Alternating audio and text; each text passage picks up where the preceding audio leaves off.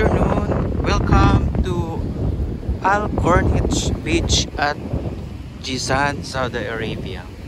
Ito guys is napakalayo na po sa Najran area kung saan kami ay nakatira. So it almost we almost drive 4 hours from Najran going here in Al Corniche Beach in Jizan. So ito yung pinakasikat na beach dito sa Jizan after ng Halberg. Doon sa Halberg Beach sa Jizan also. Yan, maganda siya guys. So, malakas yung alon,